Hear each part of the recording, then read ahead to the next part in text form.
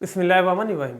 आज हमारे पास जो टॉपिक ऑफ डिस्कशन है वो है टर्मिनल वेलोसिटी के रिलेटेड। हम इसमें स्टडी करेंगे कि टर्मिनल वेलोसिटी होती क्या है, या असल में वेलोसिटी की जो वैल्यू है वो क्या क्या चीज़ है, ये किस तरह रिएक्ट करती है। पहले सबसे हम ये देखते हैं कि असल में जब ड्रॉपलेट नीचे की तरफ गिरता है तो कौन सी फोर्स लगती है। यानी अगर देखा जाए, लेट्स सपोज मैं कितनी ड्रॉपलेट की एग्जांपल लूँगा कि ड्रॉपलेट असल में नीचे की तरफ गिर रहा है और ये हमारे पास वाटर ड्रॉपलेट है और इसकी शेप जो हम समझेंगे वो एक स्फीयर शेप है। ये डाउनवर्ड आ रहा है, डाउनवर्ड कौन सी फोर्स खींचेगी, जितना उसका वेट होगा, ग्रेविटी होगी। मसलन यहाँ पे अर्थ है तो इसका जो वेट है, ग्रेविटी है, ये जो रेड एरो है ये असल में इसका वेट की डायरेक्शन शो कर रहा है कि यहाँ पे जो लगने वाली नीचे की तरफ फोर्स लग रही है ये उसका वेट लग रहा है जितना मैस इनटू ग्रेविटी। एम किसका मैस होगा? एम ड्रॉपलेट का मैस होगा। मैं यहाँ पे आपको समझाना क्या चाहता हूँ कि ड्रॉपलेट जो है टर्मिनल वेलोसिटी वो निकालनी किस तरह है। आप ये समझिए कि बारिश के कतरे नीचे की तरफ आ रहे हैं, वो असल में जिस वेलोसिटी के साथ आ रही है तो वेलोसिटी को टर्मिनल वेलोसिटी कहते हैं। अब क्वेश्चन ये है कि व्हाट इज टर्मिनल वेलोसिटी, तो ये आगे चल के मैं आपको बताऊंगा कि टर्मिनल वेलोसिटी होती क्या है। अब असल में उनको नीचे की तरफ खींचने वाली जो चीज़ होती है, मैंने बताया उनका वेट होता है। अब जैसे ही आपने देखा कोई चीज़ नीचे की तरफ गिरती है तो नीचे से हवा उसको ऊपर की तरफ धकेलती है। हवा का जो नीचे से ऊपर की तरफ इफेक्ट है, मैंने आपको लास्ट लेक्चर में डिटेल से बताया था, वो असल में ड्रैग फोर्स होती है। तो हमारे पास इसके ऊपर डाउनवर्ड से अपवर्ड ये जो ब्लैक एरो है ये आप ड्रैग फोर्स की डायरेक्शन देगा। ये हमारे पास ड्रैग फोर्स लगेगी जिसे हम कहते हैं एफ डी। इतनी फोर्स नीचे से ऊपर लगती है और ड्रैग फोर्स किसके बराबर होती है? Drag force is equal to 6 pi eta are v. यानी जितनी वेलोसिटी के साथ ड्रॉपलेट डाउनवर्ड मूव कर रहा है, जितना इस ड्रॉपलेट का क्या है रेडियस है, ईटा किसकी जो विस्कोसिटी होगी वो एयर की या वो वाला फ्लूइड जिसमें से ये ड्रॉपलेट मूव करके नीचे आ रहा है। 6 पाई हमारे पास कांस्टेंट हो जाएगा। अब बच्चों एक चीज़ को समझते हैं। लेट्स सपोज आप ये कह रहे हैं कि ऊपर से जो फोर्स है वो 10 न्यूटन लग रही है और नीचे से फोर्स हम कहते हैं, लेट्स सपोज समझने के लिए भी है कि यह 4 न्यूटन लग रही है। तो ऊपर वाली फोर्स 10, नीचे वाली 4। तो पहले तो ये वाली 10 जो है इस 4 को कैंसिल करने की कोशिश करेगी। कितने तक कैंसिल करेगी? 4 तक। तो हमारे पास यहाँ पे ऊपर से नीचे लगने वाली ओवरऑल फोर्स 6 रहेगी। यानी ये ऊपर से 10 लगना चाहती है और नीचे से फोर्स, तो ऊपर वाली फोर्स ही लगेगी, लेकिन कितनी लगेगी? 6 लगेगी। वो नीचे वाली फोर्स को कैंसिल करेगी। अब हम कह रहे हैं ड्रॉपलेट नीचे गिर रहा है, अभी वेलोसिटी टर्मिनल अचीव नहीं की। टर्मिनल वेलोसिटी क्या होती है मैं आपको आगे जाके बताता हूँ। तो हमारे पास ये जो ग्रीन एरो है ये आपको बता रहा है नेट फोर्स की डायरेक्शन। ये नेट फोर्स है आपके पास। तो नेट फोर्स ओवरऑल नीचे को लग रही है। देखिए नेट फोर्स कितनी लग रही है? 6 न्यूटन। ऊपर से नीचे 10, नीचे से ऊपर 4। तो असल में दोनों को कैंसिल करके जवाब 6 का आया। तो ये 6 हमारे पास नेट फोर्स है। ये किसके बराबर होगी? ऊपर वाली फोर्स माइनस नीचे वाली फोर्स और जिधर इसकी मोशन ऑफ डायरेक्शन है। तो अगर देखा जाए तो ऊपर से नीचे फोर्स कौन सी लग रही है? वेट। नीचे से ऊपर कौन सी लग रही है? Drag force. और नेट फोर्स हमारे पास कितनी लग रही है? जितनी दोनों का माइनस करके आएगी। तो हम यहाँ पे इक्वेशन लिख सकते हैं कि net force is equal to weight minus drag force. ये दोनों चीजें हमारे पास होती है कि अगर आप वेट में से, यानी ऊपर से जो पार्टिकल ड्रॉपलेट नीचे गिर रहा है उसके वेट में से नीचे वाली फोर्स ड्रैग माइनस कर देंगे तो आपको नेट फोर्स की डायरेक्शन मिल जाएगी। अब हम यहाँ पे इसकी इक्वेशन लिख देते हैं कि नेट फोर्स किसके बराबर होगी। तो हम लिखेंगे F net is equal to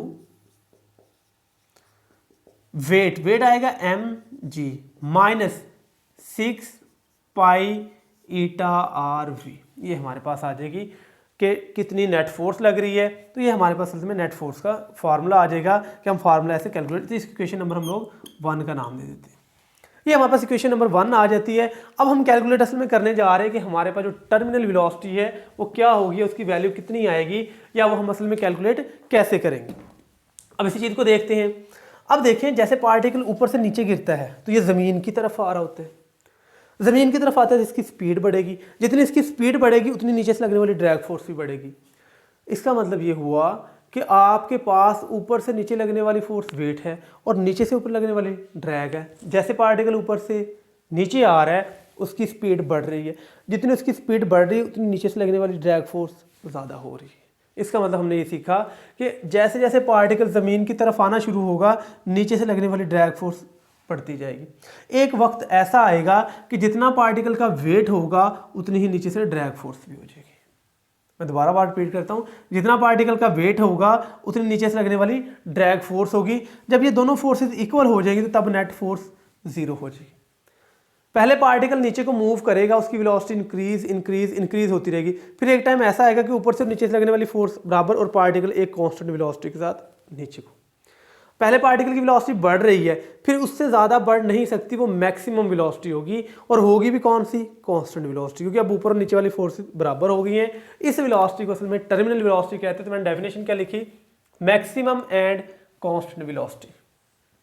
एक तो मैक्सिमम होती है और एक होती कांस्टेंट है, इसके बाद ज़्यादा वेलोसिटी नहीं बढ़ सकती क्योंकि जो ड्रैग फोर्स है becomes equal to the weight और वेट से ज़्यादा नहीं होगी। तो हम कहेंगे जब पार्टिकल के ऊपर टर्मिनल वेलोसिटी अचीव हो जाएगी तो तब अपवर्ड फोर्स और डाउनवर्ड फोर्स बराबर हो जाएंगी, नेट फोर्स की वैल्यू क्या हो जाएगी, 0। तो जवानों मैं यहाँ पे क्या लिखने जा रहा हूँ कि मैं ये लिखने जा रहा हूँ कि जब v जो है वो किसके बराबर हो जाती है, टर्मिनल वेलोसिटी के रिलेटेड, कि जब आपकी पार्टिकल की वेलोसिटी टर्मिनल वेलोसिटी के रिलेटेड निकल जाए तब हमारे पास क्या चीज़ आएगी।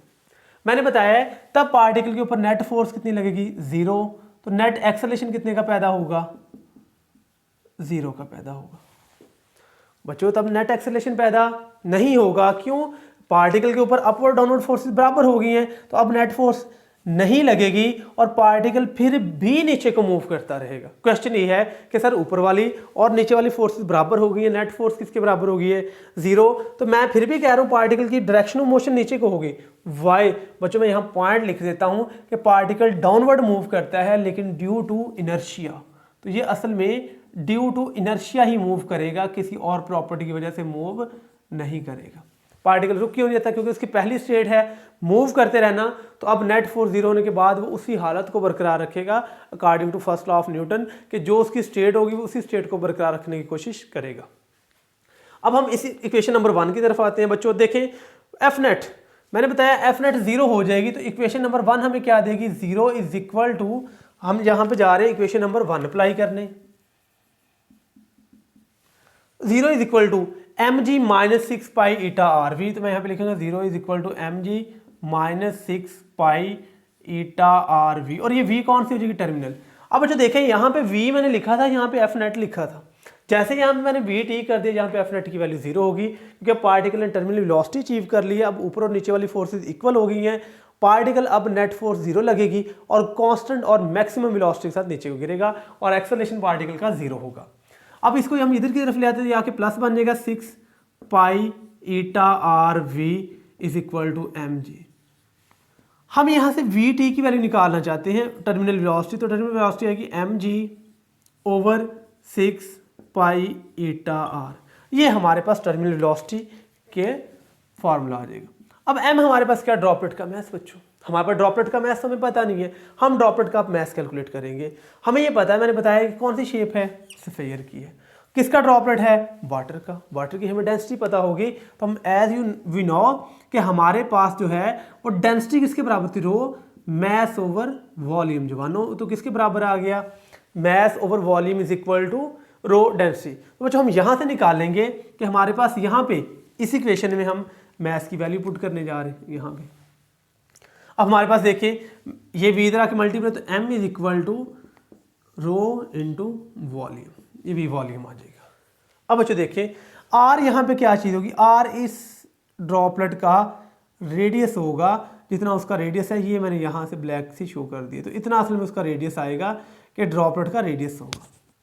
v वॉल्यूम है, बताया मैंने स्फीयर है, तो स्फीयर का वॉल्यूम किसके बराबर होता है बच्चों, वॉल्यूम होता है स्फीयर का 4/3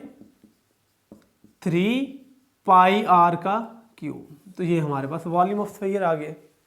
यहाँ पे वॉल्यूम पुट करें तो हमारे पास m किसके बराबर आ जाएगा, m is equal to density 4/3 pi r का क्यूब।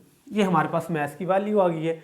पहले हमने क्या किया है, हमने नेट फोर्स की वैल्यू निकाली है, फिर हमने कहा कि टर्मिनल वेलोसिटी हो गई है, तो नेट फोर्स किसकी हो जाएगी, 0। वहाँ से वी टी निकाला है, वहाँ पे आपने m की वैल्यू पुट की है। अब m की वैल्यू हमने निकाल ली, m किसके बराबर आएगा, डेंसिटी इंटू वॉल्यूम। तो वॉल्यूम हमारे पास स्फीयर का किसके बराबर 4/3 पाई आर क्यूब। इसको हम इक्वेशन नंबर 3 क्या देते हैं, हमारे पास ये इक्वेशन नंबर 3, तो ये इक्वेशन नंबर हमारे पास 2 होगी।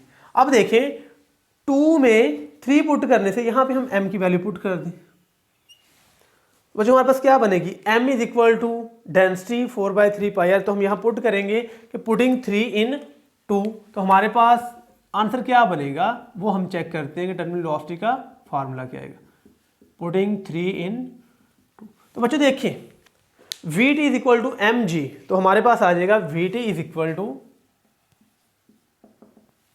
रो 4/3 पाई आर का cube into g over 6 pi eta r, ये हमारे पास आ जाएगा। अब इसको हम सॉल्व करते हैं थोड़ा सा। ये 3 जो है इसके ओवर में है तो ये इससे आके मल्टीप्लाई हो जाएगा, जैसे हम कहते हैं जी बटे का बटा नीचे आके मल्टीप्लाई हो जाएगा, तो Vt इज इक्वल टू रो 4 यहाँ बाहर आ जाएगा पाई आर क्यूब जी, यानी 4 पाई आर क्यूब जी और साथ में डेंसिटी आ गया जी, तो आ जाएगा 6 पाई एटा आर, और यहाँ पे हम मल्टीप्लाई करके लिखेंगे वो वाला 3 जो आया है। अब यहाँ पे पाई पाई से क्या हो जाएगा कैंसिल, आर इससे कैंसिल हो तो यहाँ पे आर की पावर 2, तो ये 2 इससे कैंसिल होगा 2 और यहाँ पे 3, तो हमारे पास देखें तो क्या बनेगा Vt इज इक्वल टू 2 रो जी और ये आर का square divided by 3 multiply by 3 9 एटा। तो ये असल में हमारे पास टर्मिनल वेलोसिटी का रिलेशन आ जाता है कि हमारे पास टर्मिनल वेलोसिटी होती है। अब एक चीज़ याद रख लें कि अगर हम पार्टिकल का रेडियस डबल कर देंगे तो टर्मिनल वेलोसिटी 2 गुना बढ़ जाएगी।